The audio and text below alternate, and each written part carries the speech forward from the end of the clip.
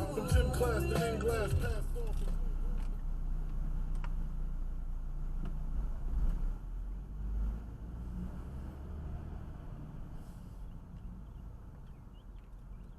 Last year when the vaccine was totally mismatched and was having trouble preventing infections. Flu is clearly a seasonal illness, with cases picking up in the fall and tapering off in the spring. Dave Ostis is a statistician at Los Alamos National Laboratory. He makes computer models that predict how bad a given flu season will be. He says his models, and others he's aware of, all say the worst of this year's season is behind us. That said, levels currently are still quite high, so we have good news sort of on the horizon, but we're still in an elevated situation.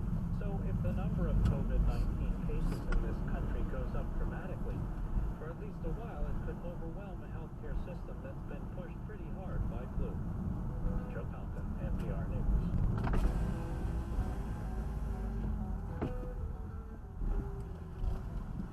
You're listening to All Things Considered.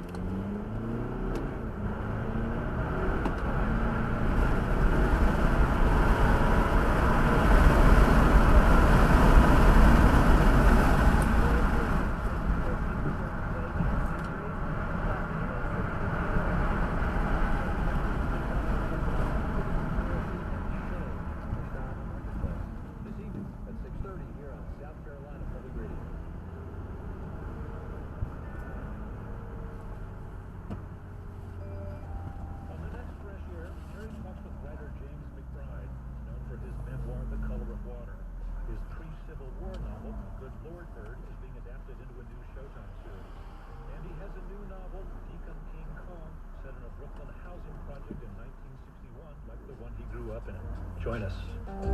This evening at 7.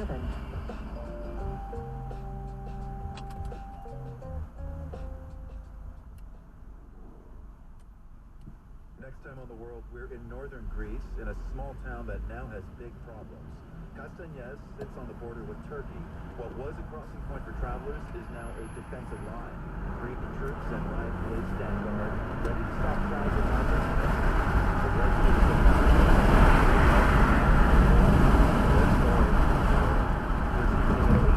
here on South Carolina Public Radio.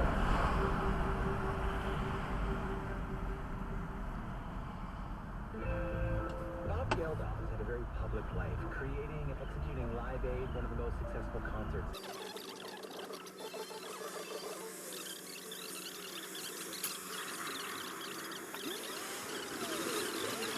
Women's March yesterday to university classes has moved online. Every religion agenda has become more difficult and more terrorist and populist.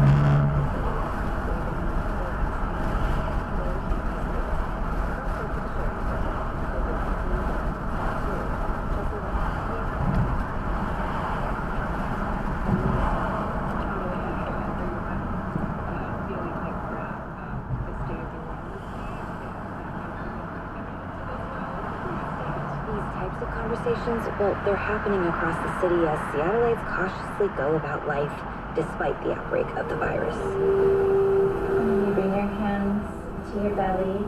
But for at least an hour, these women try to forget as they stretch and they breathe. It's been really hard to leave the house. That's Jessie Rimpf again. She's 30 weeks pregnant. It's her first baby. And this is her first big public outing since the outbreak. I just need to know from other people that they feel like it's also okay to go out and be around other people and that we're not endangering our babies. She says she feels like they're shifting advice for pregnant women. Cancel our baby shower. We're doing that today. Yeah, because we have 30 people coming to our house, and I was more concerned right now for my parents coming in. Her parents live in rural Washington, and she doesn't want them to get sick. She and her husband canceled dinner plans the other night because their friends may have been exposed to the virus, and she's decided on a birthing center rather than the hospital they've looked at because it has a couple cases of the illness. Danielle Wallace's mother was supposed to fly in for the birth of her baby. Now everything's up in the air.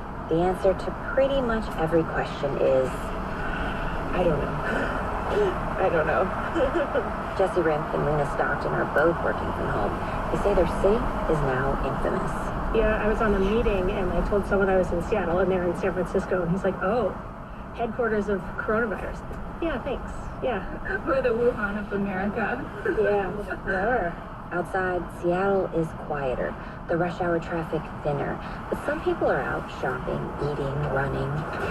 Marlon Watson is waiting for a bus near the University of Washington. In-person classes are canceled there. Everyone's a little scared. Everyone's a little uneasy. He says it's hard to protect yourself from something you can't see. It's not tangible. It's, what can you do except for just follow the advice? He gets on the bus. Watson's job is to cook for homebound patients.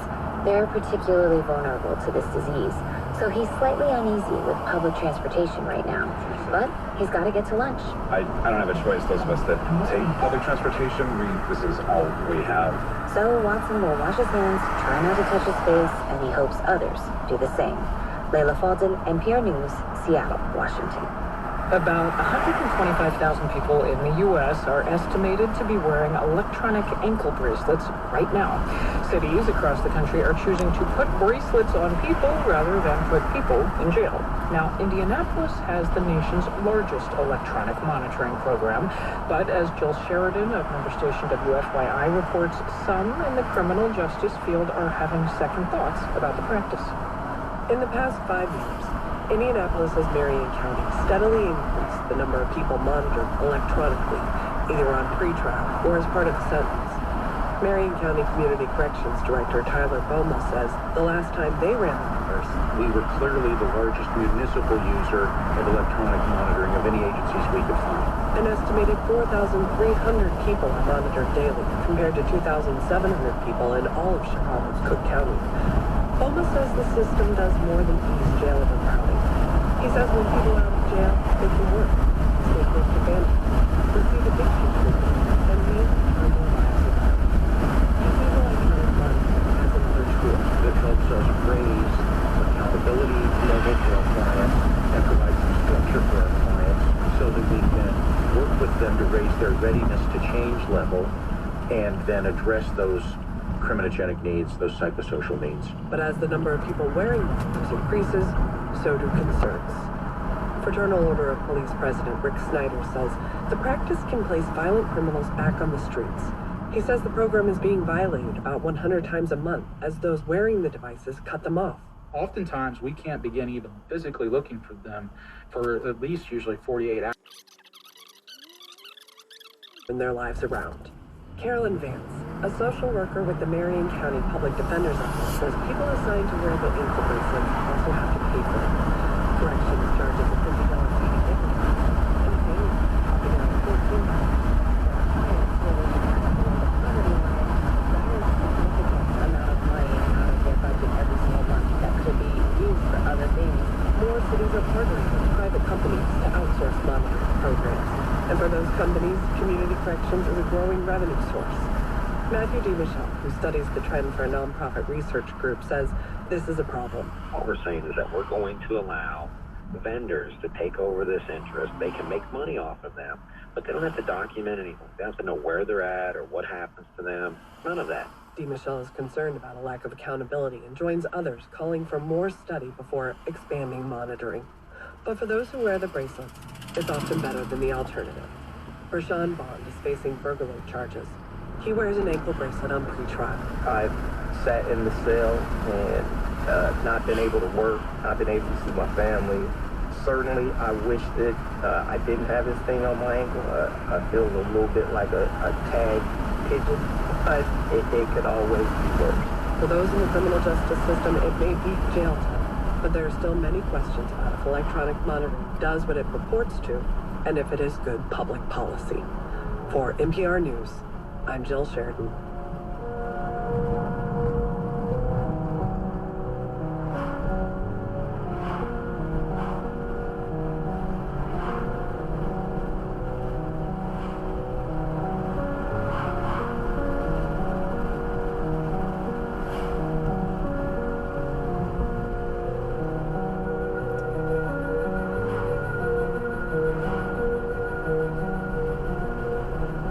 Things Considered is a production of NPR News, which is solely responsible for its content.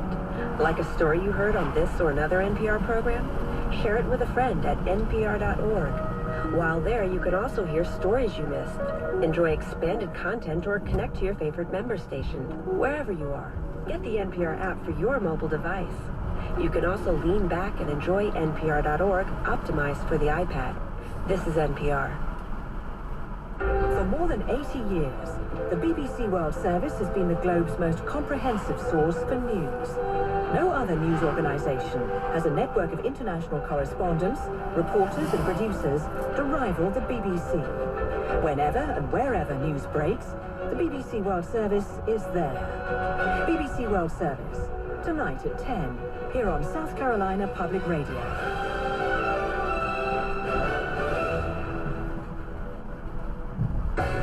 I was involved with those end-of-life issues.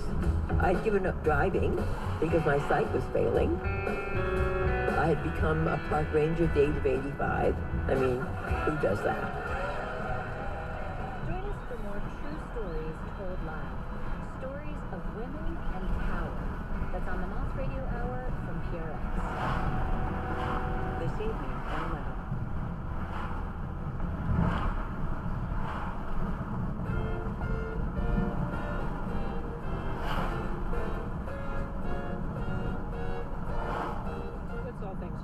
From NPR News, I'm Mary Louise Kelly. And I'm Audie Cornish. Coming up, new country music from Swamp Dogg.